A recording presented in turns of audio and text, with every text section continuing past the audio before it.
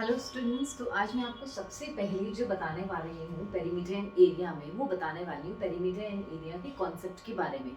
सबसे पहले ये जो टर्मिनोलॉजीज है पेरीमीटर और एरिया, इनका बेसिक मीनिंग क्या होता है, it is very important to understand before starting with perimeter and area of square, parallelogram, circle, rectangle and triangle. Perimeter is what, जो आउटर बाउंड्री होती है। यहाँ पर ये आप देखेंगे, ये आउटर बाउंड्री है जो कवर करती है, ठीक है, पूरा round, that is what perimeter. और अगर मैं इसमें एरिया देखूं तो एरिया क्या हो जाएगा, इसके अंदर वाला पार्ट, इसके अंदर वाला पार्ट, जितना पार्ट कवर है, ऑक्यूपाई है इस बाउंड्री से, दैट विल रिप्रेजेंट एरिया। और जो आउटर बाउंड्री है इसे हम पेरीमीटर कहते हैं।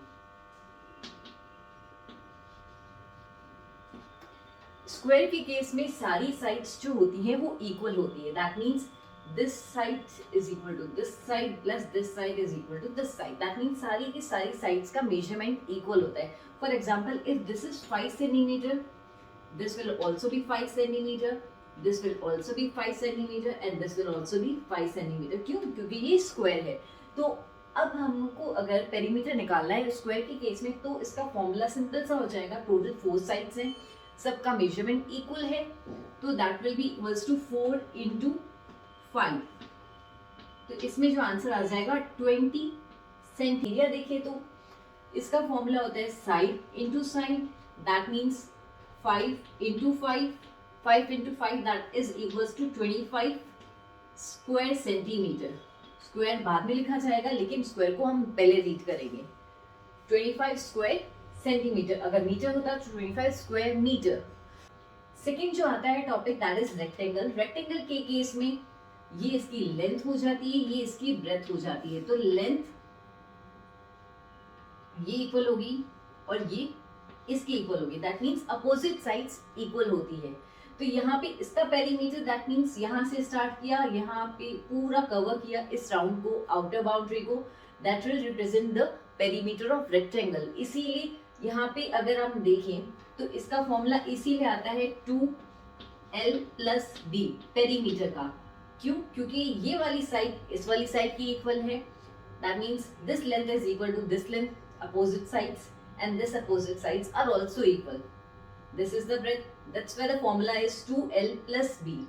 यहाँ पे आप b की जगह कई बार विड्थ भी देखेंगे। सेकेंड चीज जो इसमें आती है एरिया। एरिया के केस में दैट मीन्स ये कितना कवर है, तो ये इसका एरिया हो गया। तो इसके लिए हम फॉर्मूला जो लगाते हैं that is L into b, क्योंकि इसमें दो ही चीजें आ रही है, एक लेंथ आ रही है और एक ब्रेथ आ रही है। थर्ड जो आता है figure, that is parallelogram. Parallelogram में क्या होती है, ये जो है बेस होता है, ये इसकी साइड होती है जिसको अपन ए से भी रिप्रेजेंट करते हैं। तो इसका भी पेरीमीटर बेसिकली आउटर साइड, और एरिया जो कवर हो रहा है, this will be the area. तो एरिया के केस में हमको एक और चीज की जरूरत होती है, दैट इज द हाइट। और हाइट हमेशा स्ट्रेट लाइन जो वर्टेक्स से स्टार्ट होगी और 90 डिग्री का एंगल बनाएंगे। और you can see that height ऐसे भी हम ले सकते हैं, और बेस ये यही। फोर्थ फिगर जो है वो है हमारा ट्रायंगल। ट्रायंगल में बेसिकली ये तीनों साइड से तीनों का मेजरमेंट डिफरेंट हो सकता है, इक्वल भी हो सकता है। इक्विलेटरल ट्रायंगल है तो दो साइड्स इक्वल हो सकती है और थर्ड साइड अनइक्वल हो सकती है अगर आइसोसेलेस हो। तो दैट मीन्स यहाँ पे जितनी भी साइड है इनका जो सम होगा वो क्या हो जाएगा, पेरीमीटर, बाउंड्री, पाथ और outer boundary of a shape. कोई भी शेप हो सकता है, it can be any shape. For example, if this is a shape, I'm just drawing it.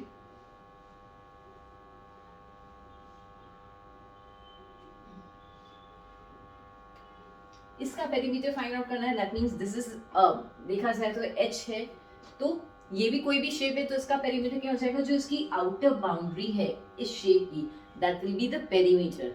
और इसका एरिया जो इनर सरफेस है, जितना इसने एरिया ऑक्यूपाई किया है, सरफेस कवर की है, that will represent it's area. तो ट्रायंगल के पेरीमीटर के केस में हो जाएगा सम ऑफ ऑल साइड्स, और एरिया के केस में half into base into height. Height इसकी बेसिकली 90 डिग्री का एंगल होना चाहिए। पेरीमीटर की जगह सर्कल में सर्कमफ्रेंस टर्म यूज में आती है, तो इसको हम जब भी सर्कल की बात आएगी तो हम कहेंगे सर्कमफ्रेंस ऑफ सर्कल। तो दैट मीन्स ये पूरा यहाँ से इस पॉइंट से लेकर यहाँ तक कहीं से भी स्टार्ट करो, पूरा पॉइंट मतलब जो पूरा पाथ है वो कितना कवर्ड हो रहा है, so that will B it's circumference. और एरिया दैट मीन्स ये वाला पार्ट। तो इसके केस में एक दो कंसेप्ट और आ जाते हैं। एक तो आता है जैसे सर्कल जहाँ से स्टार्ट हुआ है, ये इसका जो मेन पॉइंट होता है, दैट इज उसको हम कुछ भी मार्क कर सकते हैं ओ। अब यहाँ से अगर कोई भी लाइन स्टार्ट होती है तो ये जो इसकी रेडियस होती है, r is for radius. And एक और इसमें होती है ये, दैट मीन सेंटर से स्टार्ट हो रही है और एक पॉइंट पे एंड पे जा रही है। और अगर दूसरी तरह से देखें, एक और जो स्टार्ट हो रही है यहाँ से सेंटर को क्रॉस करके पूरी लाइन, जहाँ पे एक एंड से स्टार्ट हुई दूसरे एंड पे गई, और एक और चीज सेंटर को क्रॉस करती है, दैट इज इट्स डायामीटर, जिसको हम डायामीटर कहते हैं। इसीलिए कहते हैं कि radius is equals to d upon two, diameter का हाफ, और diameter equals to double of radius. Diameter double होता है रेडियस का, तो इसका भी एरिया, अंदर वाला एरिया कवर हो गया। तो इसीलिए सर्कमफ्रेंस का फॉर्मूला क्या है, 2 पाई आर भी ले सकते हो, या फिर अब पाई इंटू डी। और अगर एरिया देखें तो एरिया ऑफ सर्कल का फॉर्मूला क्या होता है, एरिया ऑफ सर्कल का फॉर्मूला होता है पाई आर स्क्वायर। और यहाँ पे जो पाई है, पाई की वैल्यू यहाँ तो 22/7 है, ये भी कंसिडर कर सकते हैं, और 3.14। क्विक सा रिकैप मैं वापस से बता देती हूँ। Perimeter is what? Perimeter it is basically the path और the boundary of a shape, path और boundary of a shape. And in respect area के केस में देखिए, area is what? Area is the surface occupied by a shape. Area is the surface occupied by a shape. Its unit of measurement is square, meter, centimeter, whatever it may be. Metre है तो metre हो जाएगा, centimetre है तो centimetre हो जाएगा, और if it is millimeter then it will be square millimeter. And in case of perimeter the unit doesn't change. Unit जो है, if it is centimeter then it will remain be centimeter, and if it is meter then it will remain be meter. Thank you.